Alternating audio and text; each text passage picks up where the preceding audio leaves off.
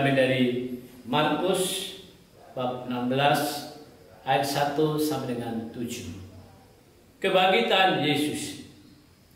Setelah lewat hari Sabat, Maria Magdalena dan Maria ibu Yakobus serta Salome membeli rempah-rempah untuk pergi ke kubur dan meminyaki Yesus.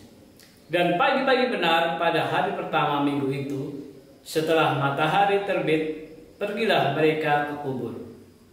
Mereka berkata seorang kepada yang lain, "Siapa yang akan menggulingkan batu itu bagi kita dari pintu kubur?" Tetapi ketika mereka melihat dari dekat, tampaklah batu yang memang sangat besar itu sudah terguling. Lalu mereka masuk ke dalam kubur dan mereka melihat seorang muda yang memakai jubah putih duduk di sebelah kanan. Mereka pun sangat terkejut. Tetapi orang muda itu berkata kepada mereka, "Jangan takut, kamu mencari Yesus orang Nazaret yang disalibkan itu. Ia telah bangkit. Ia tidak ada di sini. Lihat, inilah tempat mereka membaringkan dia. Tetapi sekarang pergilah, katakanlah kepada semua murid dan kepada Petrus, ia mendahului kamu ke Galilea. Di sana kamu akan melihat dia, seperti yang sudah dikatakannya kepada kamu." Demikianlah Injil Tuhan. Saudara-saudari yang terkasih dalam nama Yesus, pada malam hari ini kita merayakan upacara Malam Paskah yang sering disebut Vigili, Paskah atau malam berjaga-jaga bagi Tuhan Yesus. Bersiap-siap menantikan peralihan Yesus dari alam kematian menuju kehidupan. Seperti biasanya dalam perayaan ini, kita mengawali Malam Paskah dengan upacara pemberkatan api lilin Paskah dan perarakan masuk ke gereja sambil menyanyikan Kristus Cahaya Dunia sebanyak 3 kali. Saudara-saudara terkasih, itulah yang menandakan sebagai tanda bahwa Yesus sudah bangkit dan menjadi terang dunia. Saudara-saudara terkasih, di samping itu kita berkumpul sambil berdoa dan merenungkan bacaan-bacaan dalam sejarah keselamatan manusia, yang mana dalam bacaan itu telah jelas bahwa Tuhan melakukan semua karya yang ajaib dalam hidup manusia. Ia menciptakan manusia sesuai dengan gambar dan rupanya sendiri. Namun manusia telah menyalahgunakan kebaikannya sehingga mereka merasakan ketakutan. Mereka merasa cemas, saling menyalahkan, dan jatuh dalam dosa. Kendati pun demikian bahwa Tuhan itu masih tetap mencintainya. Justru Tuhan mengajak manusia untuk berdamai dan jangan takut. Saudara-saudara yang terkasih, pada malam hari ini kita melakukan perayaan liturgi tidak selengkap dengan tahun-tahun sebelumnya.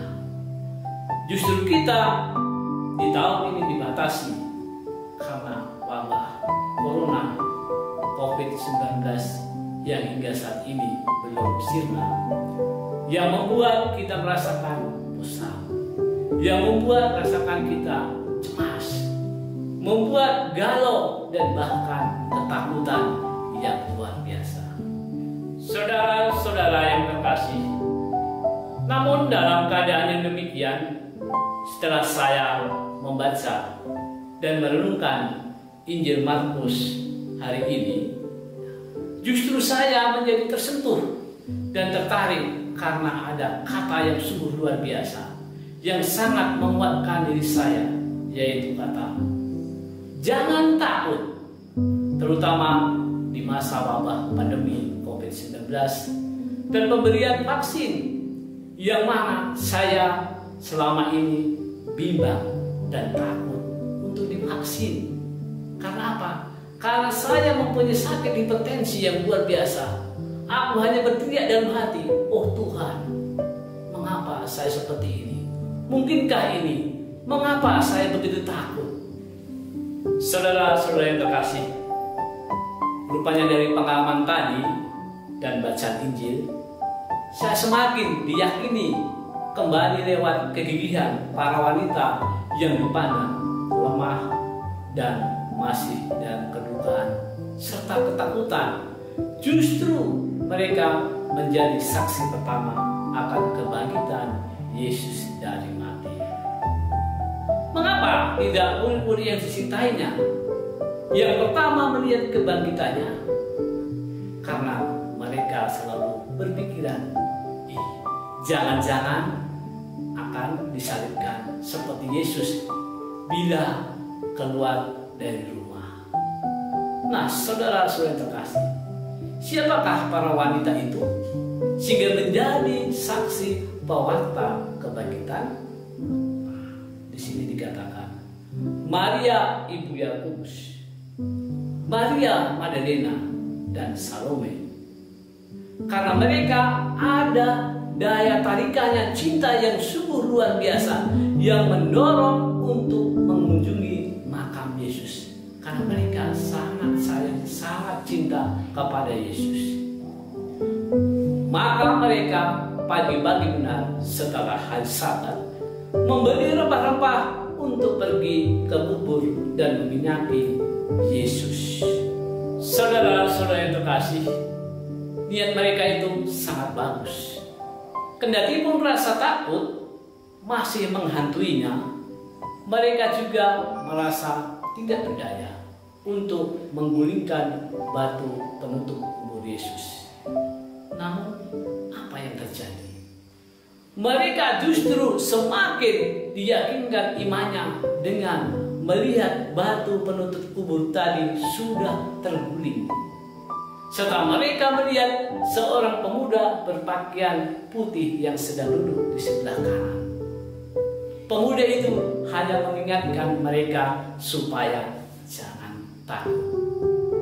Saudara-saudara terkasih, sekali lagi sabda mengatakan jangan takut. Jadi jika kita telah mati dengan Kristus, kita percaya bahwa kita akan hidup juga dalam Dia.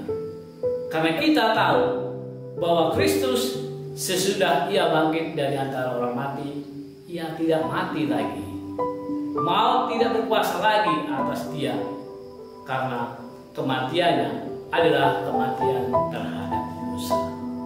Satu kali dan untuk selama-lamanya, dan kehidupannya adalah kehidupan bagi Allah. Demikianlah hendaknya kamu memandangnya, bahwa kamu telah mati bagi dosa, tetapi kamu hidup bagi Allah dalam Kristus Yesus. Kita mewatakan kebangkitan Yesus Kristus zaman sekarang ini bukan banyak cerita, tetapi tindakan yang nyata, yaitu mau inovatif dan kreatif di saat ini, di masa pandemi COVID-19. Menjual makanan baik snack maupun lauk-lauk lewat online maupun non-online. Apalagi mau berjualan pakaian buatan sendiri, baik online maupun tidak online. Dan berbagai penemuan-penemuan yang sekiranya mampu menghasilkan pendapatan untuk kehidupan sehari-hari, untuk mempertahankan kehidupan di saat ini. Amin. Selamat Paskah Pace EBD.